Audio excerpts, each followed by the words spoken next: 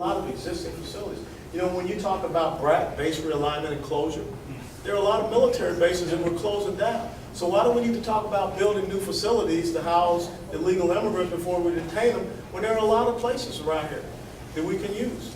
You know, down in West Palm Beach, they've got the old jail facility, county jail facility, that we showed the ICE agents, but instead of that, they want to go build something new. It's just common sense we got to start instituting. Second question. Follow-up. I'm actually an immigration attorney, and one of the areas that I'd like to work more in is helping people come here legally, of course. Absolutely. But for small business purposes, Sure. entrepreneurial. And right now, the way that United States Citizenship and Immigration Services is adjudicating cases and enforcing the Immigration Nationality Act and the regulations is pretty discriminatory toward small business entrepreneurs and others. And I see that could do great good. My great-grandfather was an immigrant who came here, opened up a small business. That small business still exists in upstate New York. It's been there 83 years now, and it's employed dozens. And yet, the government seems to be really biased against entrepreneurs. They're okay if it's a big company. Well, see, the thing is, you know, America needs to be open for business, like you said. If people want to come here to the United States of America to start a business, let me give you a great example. Think about after the Vietnam War. People who came here from Vietnam with nothing. And all of a sudden, those individuals now have second and third generation Ivy League educated kids. You know, I don't remember these little nail salons. Those were people that came here and they started that business, that idea. Restaurants, things of that nature. So we need to be encouraging that to come legally as refugees, but we need to streamline our visa system so that people can come here legally. My wife, as I told you, is originally from Jamaica. And she remembers back upon a time when the United States of America went to Jamaica and they gave visas for people to come here as temporary workers. And they came here on a guest worker program. They worked for whatever season. They did their thing. They saved up money. They got capital. They went and bought and shopped, shipped stuff back to Jamaica, went back, and guess what? When the next season came up, they just revalidated and came back. So we need to streamline those processes so that, you know, we can enable us to have a legal immigrant workforce. And also, we need to have people who want to come here for opportunities. You know, there's no place else in the world where you can show up on the shores with little to nothing in your pocket and find success, except for the United States of America. I have 5 more questions if you don't mind, Congressman. Nope. What time does Golden Corral close? 10 o'clock. 10 minutes ago. That ain't funny. Hey, coming from Howard myself, I'll be coming to your house. everything closes here in Port St. Lucie. Greg D. Greg, you have a question? Is it Greg D or Greg H? Thanks for serving. Oh, I'm sorry. Thank you, sir. Speak up.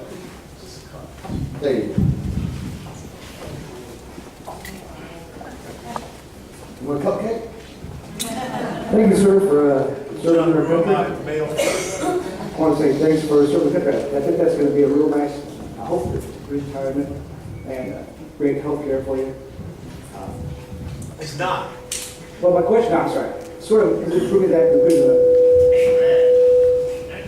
having been in the military and aware of some of the effects that it has on people, I'm sort of curious, what were you thinking, what was in your mindset for advocating and voting for the NDAA, the National Defense Authorization Act? Okay, you're good. Okay, the National Defense Authorization Act has been around since Goldwater Nichols.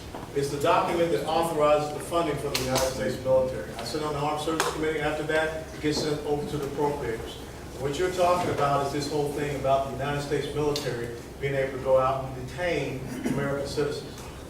Here before me is page 657 from the National Defense Authorization Act.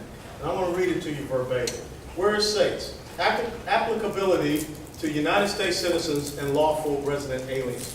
United States citizens, the requirement to detain a person in military custody, because the military does have a requirement to detain Al-Qaeda, Taliban, and associated forces, under this section, does not extend to the citizens of the United States. Lawful resident aliens, the requirement to detain a person in military custody under this section does not extend to a lawful resident alien of the United States on the basis of conduct taking place within the United States, except to the extent permitted by the Constitution of the United States. The United States military has no authority to detain any American citizen whatsoever. Now, the National Defense Authorization Act does not apply to the CIA. It does not apply to the FBI. Okay? It is only applicable to the military. Furthermore, you got posse comitatus. Now, I will give you a great example. How many people here have heard of Carlos Bledsoe? You heard of Carlos Bledsoe? No, I'm talking to the gentleman. Okay, Carlos Bledsoe, African-American male from Memphis, Tennessee, who for whatever reason converted to Islam, somehow got out of this country, went to Somalia, went to Yemen, received terrorist training, came back to Little Rock, Arkansas, drove up to an Army recruiting station, and shot 2 soldiers, killing one of them. When they went into his trunk, they found a target list, they found ammunition, and he admitted, I'm a soldier of Allah and Islam, and these American soldiers are my enemy. Did the military detain Carlos Bledsoe? No. He was put into... crime, and it was up to the state to do it. He hadn't even been tried yet, I don't think. Okay? Major Malik Nadal Hassan, American citizen, in uniform, stood on the table in Fort Hood, Texas, shouted Allahu Akbar, shot 43 soldiers and DA civilians, killing 13 of them. My last duty station in Fort Hood, Texas. He is still not been brought up for trial yet. He was not sent to Guantanamo. He is being tried on the Uniform Code of Military Justice, just the same as anyone else. Not charged with treason, not charged with any type of act of war. That's the truth. So I don't know what people are talking about with the military detaining American citizens. That's not happening. It's the criteria which somebody will be labeled an enemy combatant. The criteria is not explicit, in which you become Al-Qaeda. Where is the verbiage? That's what I'm asking. That's what I'm telling you. Here is the section of the National Defense Authorization Act that says the military cannot detain American citizens or legal resident aliens. It can't happen. I can't legislate paranoia. Could you agree that there is a concept that American citizens can have their citizenship stripped? Now, I can agree that there's a concept of many different things, but all I can tell you is that that is the National Defense Authorization Act that was signed. And guess what? We're now into fiscal year 2013 NDAA. So back to the question, do you really think we're at risk of terrorists, or we're more at risk of these things? You don't think we're at risk of terrorists? I don't The think 400, we're- he was a terrorist. He's an American, but he's a terrorist. One and done. This gentleman has a question. The National Defense Authorization Act has nothing to do with detaining United States citizens by the United States military. Just curious. Thank you. Well, I can't legislate curiosity nor paranoia. Page 657, feel free. Next question is Thomas Lenroth? I am going to kill these names, I'm not very good. Guys, we'll try to wrap this up in 10 minutes because I know everybody wants to have a little meet and greet with them, so that you guys, in case you didn't get your question asked, you can, and you have a cupcake, that's right. Just real quick, there are 2 restaurants of your desire in the area. And I'll tell you, And if there's a good small business restaurant, there's other good ones in the area. if there's a good Jamaican restaurant, There's probably one a little bit north here, but on US. But, anyhow. Is this on? No, sorry. Sorry. I keep doing But anyhow, 2 quick questions, and again, you can give short answers if you want. One is, I know still pending, is when are you going to finalize the districts for the congressional district for this area? well, it's been passed through the House and the Senate. They had to come back and redo the state Senate lines, but right now it's legal proceedings and it has to get the approval from the courts. I don't think you'll have a problem with it in adhering to Amendment 6 and also Voting Rights Act. Filing deadline is in June, and I presume that the congressional district will be finalized by June. Okay, so, the other question is, again, answer this in a short way, whatever. How do you feel about the possibility of having a flat rate federal income tax?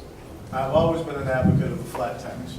I think that when you look across the world, anywhere where we've implemented a flat tax system,